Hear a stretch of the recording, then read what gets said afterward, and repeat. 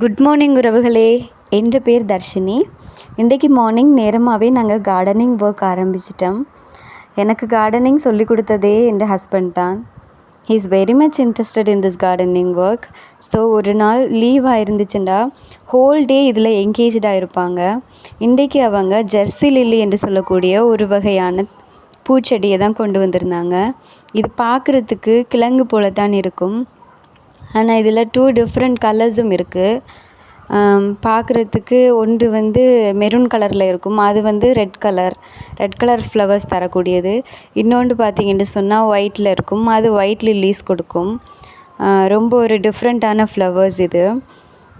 எங்களோட சன் பார்த்திங்கன்னு சொன்னால் நாங்கள் வேலை பார்த்து கொண்டிருக்கிற நேரம் மம்மி இதை வைங்கன்னு சொல்லி எங்களை விட ரொம்ப ஈகராக எடுத்து கொண்டு தந்து கொண்டிருந்தார்.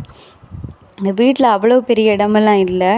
இருந்தாலும் இருக்கக்கூடிய சின்ன சின்ன ஸ்பேஸில் குரோட்டன்ஸ், அப்புறம் இந்த முருங்கை மரம், சீத்தா மரம், அதாவது கஸ்டர்ட் ஆப்பிள் ட்ரீ, ஹைபிஸ்கஸ்லேயே red and yellow 2 various colours இருக்குது. தென் கற்பூரவள்ளி இருக்குது. பிள்ளைகளுக்கு கோல்டு இருக்குன்னு சொன்னால் ரொம்ப ஒரு யூஸ்ஃபுல்லான விஷயம் இது கற்பூரவள்ளி.